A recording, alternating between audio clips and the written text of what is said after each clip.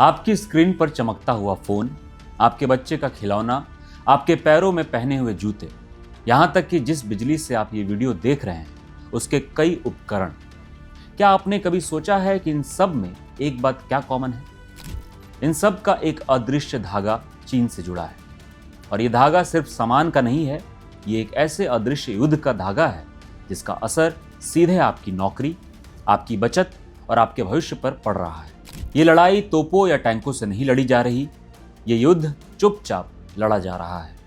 फैक्ट्रियों में, बंदरगाहों पर, स्टॉक मार्केट्स में और आपके हमारे घरों के अंदर।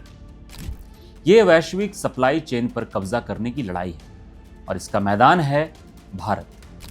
आज हम उन छिपे हुए आर्थिक मोर्चों का पर्दाफाश करेंगे जहां भारत अपने बाजारों को बचाने के लिए और एक स्वतंत्र भविष्य बनाने के लिए लड़ रहा है। ये कहानी है चीन के उस अदृश्य हमले की जो हर भारतीय की जेब पर हो रहा है।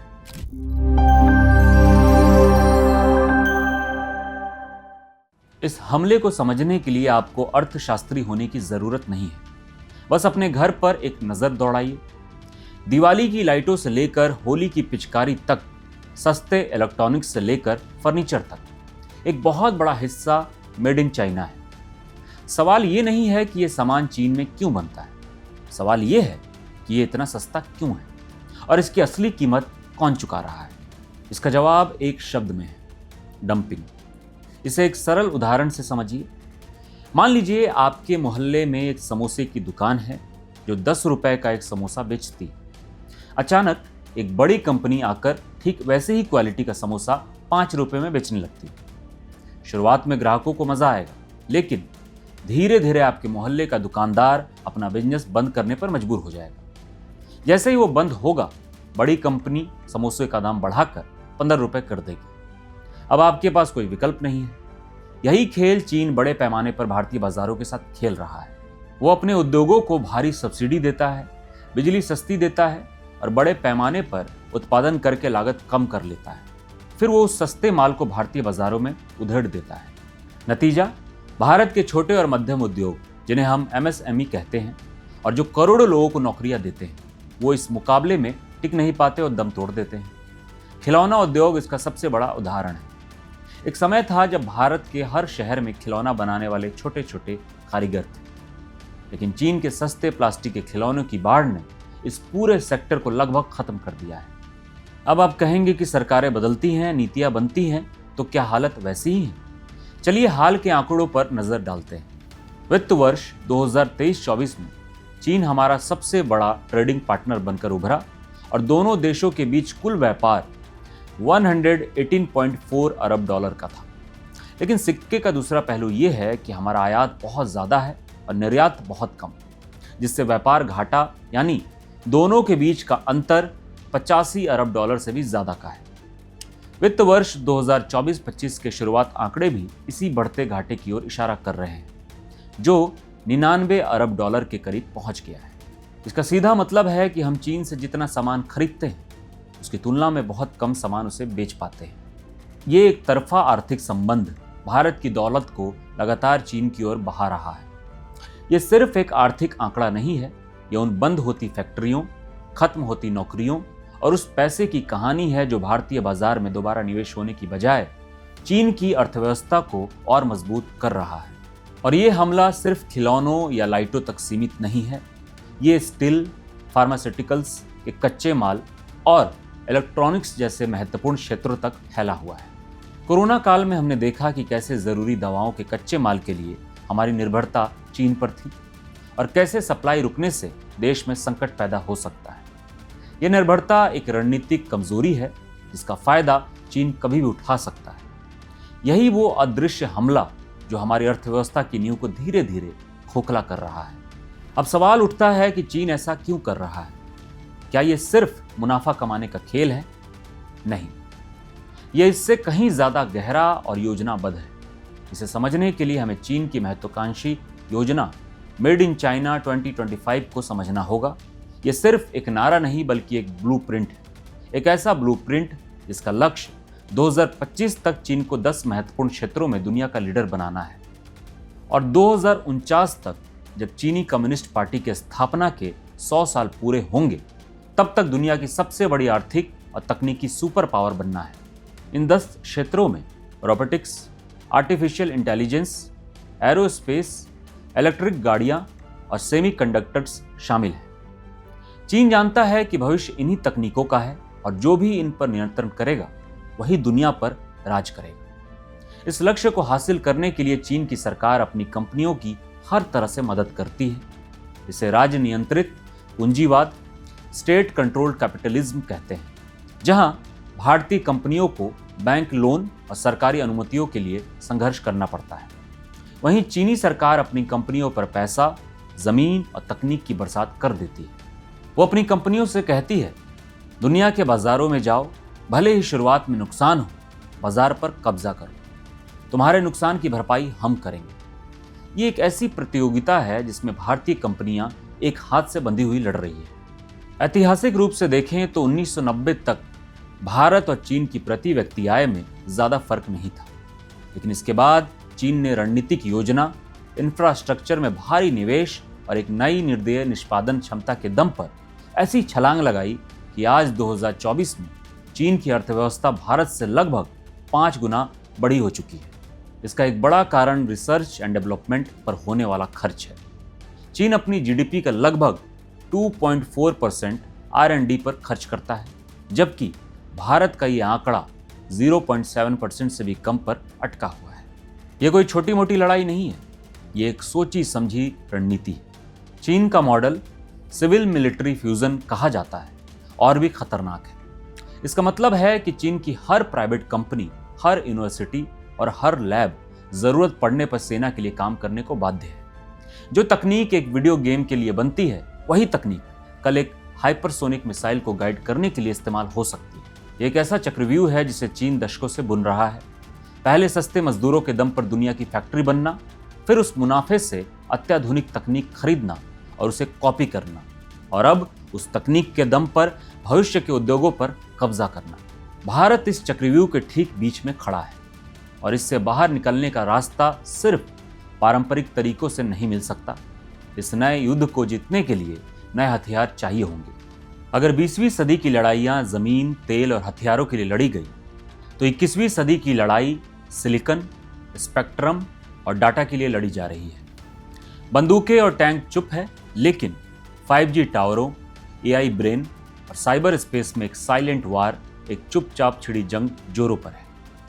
भारत और चीन के बीच असली लड़ाई अब इसी मोर्चे पर आ चुकी है। सेमीकंडक्टर या चिप आज की दुनिया का नया तेल है।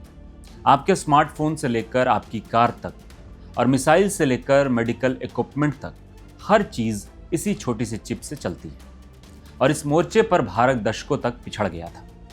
हमारी चिप की अधिकांश ज़रूरतें आयात से पूरी होती है, जिसमें एक बहुत बड़ा हिस्सा चीन का है। यह निर्भरता हमारी राष्ट्र सुरक्षा के लिए एक टाइम बॉम्ब की तरह है। लेकिन अब भारत ने इस मोर्चे पर पलटवार शुरू कर दिया है। 76,000 करोड़ के बजट के साथ शुरू किया गया इंडिया सेमीकंडक्टर मिशन इसी पलटवार का शंखनाद है। इसका लक्ष्य भारत को चिप डिजाइनिंग और मैन्युफैक्चरिंग का एक ग्लोबल हब बनाना है।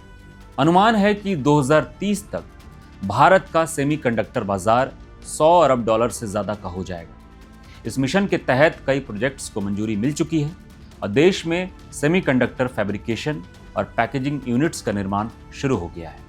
इसके अलावा बजट 2026 में घोषित रेयर अर्थ कॉरिडोर जैसे पहल चीन पर हमारी निर्भरता को और कम करेंगी, क्योंकि ये खनिज भी चिप बनाने के लिए बेहद जरूरी है। आज भारत चीन के बाद दुनिया का सबसे बड़ा 5G स्मार्टफोन बाजार है। ये एक बहुत बड़ी ताकत है, लेकिन यहाँ भी पेच है। हमारे 5G नेटवर्क में लगने वाले उपकरणों के लिए हम काफ़ी हद तक चीन पर निर्भर हैं। ये ठीक वैसा ही है जैसे आप एक शानदार किला बना लें, लेकिन उसके दरवाजों की चाबी दुश्मन के पास हो। इसी खतरे को भांपते हुए भारत ने स्वदेशी तकनीक पर जोर देना शुरू किया है। IIT मद्रास और सीडेक जैसी संस्थाओं द्वारा विकसित शक्ति जैसी स्वदेशी प्रोसेसर इसी दिशा में एक क्रांतिकारी कदम है। इन चिप्स को विशेष रूप से रक्षा, 5G नेटवर्क और पावर ग्रिड जैसे महत्वपूर्ण बुनियादी ढांचों के लिए डिजाइन किया जा रहा है। इसका मकसद विदेशी, खासकर चीनी हार्डवेयर पर हमारी निर्भरता को खत्म करना है, जब आपका कम्युनिकेशन नेटवर्क आपके अपने बनाए हुए हार्डवेयर पर चलता है तो कोई बाहरी ताकत उसे ना तो बंद कर सकती है और ना ही उसकी जासूसी कर सकती है। यह हमारी रणनीतिक स्वायत्तता के लिए बेहद जरूरी है। एआई यानी कृत्रिम बुद्धिमत्ता, ये भविष्य का दिमाग है और इस दिमाग को बनाने की रेस में भी भारत अब पीछे नहीं है। जहां चीन बड़े विशालकाय एआई मॉडल्स पर काम कर रहा है, वहीं भारत एक अलग और ज़्यादा स्मार्ट रणनीति अपना रहा है छोटे सेक्टर स्पेसिफिक एआई मॉडल्स बनाने की। भारत सरकार ने इंडिया एआई मिशन लॉन्च किया है, जिसका मकसद कृषि, स्वास्थ्य और शिक्षा जैसे क्षेत्रों के लिए विशेष एआई मॉडल विकसित करना है। दुनिया भर के विशेषज्ञ मानते हैं कि ये छोटे एआई मॉडल बहुत कम लागत और ऊर्जा में बड़े मॉडल्स जैसे ही प्रदर्शन कर सकते हैं। भारत का लक्ष्य ऐसे ही एआई बनाना है जो आम आदमी की समस्याओं को सुलझाए। ये चीन के राज्य नियंत्रित एआई मॉडल के मुकाबले भारत के लोकतांत्रिक और स्टार्टअप आधारित इकोसिस्टम की ताकत को दिखाता है। आज डेटा ही नया सोना है और इस सोने को चुराने के लिए एक अदृश्य युद्ध चल रहा है। चीन से जुड़े हैकर ग्रुप्स लगातार भारतीय सैन्य नेटवर्क, सरकारी वेबसाइट्स और महत्वपूर्ण बुनियादी ढांचों पर साइबर हमले करते रहते हैं। हाल ही में APT36 नामक एक ग्रुप ने भारतीय सेना द्वारा इस्तेमाल किए जाने वाले ऑपरेटिंग सिस्टम को निशाना बनाया, जो पाकिस्तान चीन की मिलीभगत को दर्शाता है। ये सिर्फ डेटा चोरी की बात नहीं है।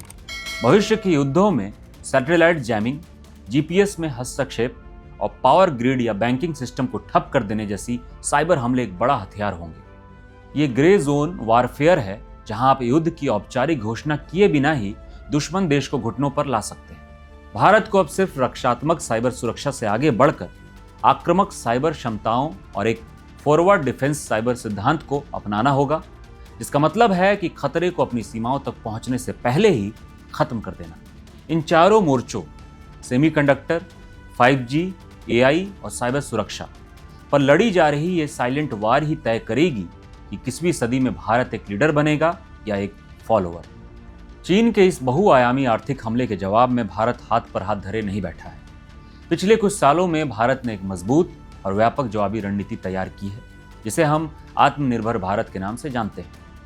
ये सिर्फ एक नारा नहीं है, बल्कि एक राष्ट्रीय मिशन है, जिसका उद्देश्य भारत को मैन्युफैक्चरिंग, टेक्नोलॉजी और सप्लाई चेन के क्षेत्र में एक वैश्विक शक्ति बनाना है। इस रणनीति का सबसे बड़ा हथियार है प्रोडक्शन लिंक्ड इंसेंटिव स्कीम। सरकार ने मोबाइल फोन, इलेक्ट्रॉनिक्स, फार्मा और ऑटोमोबाइल जैसे महत्वपूर्ण क्षेत्रों में कंपनियों को भारत में उत्पादन करने के लिए अरबों डॉलर के प्रोत्साहन दिए हैं। इसका असर दिखना भी शुरू हो गया है।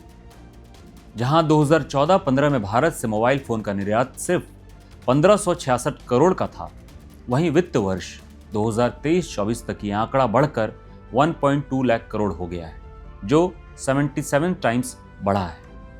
वित्त वर्ष 2024-25 में तो ये आंकड़ा 2 लाख करोड़ को भी पार कर गया है। यह दिखाता है कि PLI स्कीम चीन पर निर्भरता कम करने और भारत को एक एक्सपोर्ट हब बनाने में सफल हो रही है। आर्थिक मोर्चे के साथ साथ भारत भू राजनीतिक मोर्चे पर भी अपनी स्थिति मजबूत कर रहा है। अमेरिका और चीन के बीच चल रहे ट्रेड वार ने दुनिया भर की कंपनियों को चाइना +1 रणनीति अपनाने पर मजबूर किया है। यानी वो अब सिर्फ चीन पर निर्भर नहीं रहना चाहती और एक दूसरा मैन्युफैक्चरिंग बेस ढूंढ रही है। भारत इस अवसर को भुनाने के लिए पूरी तरह तैयार है।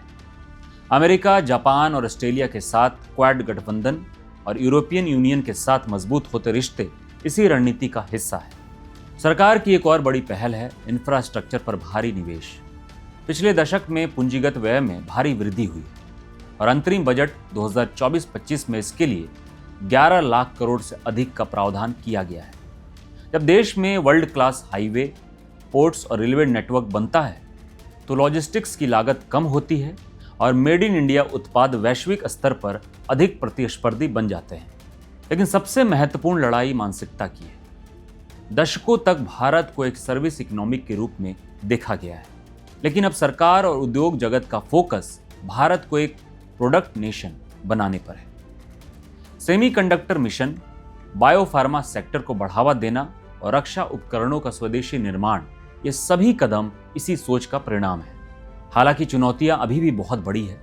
चीन का औद्योगिक आधार बहुत मजबूत है, उसकी सप्लाई चेन बहुत कुशल है और उसकी सरकार अपनी कंपनियों को जिस तरह का समर्थन देती है वो एक लोकतांत्रिक देश में संभव नहीं है।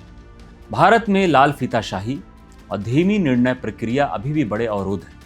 लेकिन पहली बार भारत ने चीन की चुनौती को सही ढंग से पहचाना है और एक स्पष्ट रोड मैप के साथ उसका मुकाबला करने के लिए कमर कस ली है।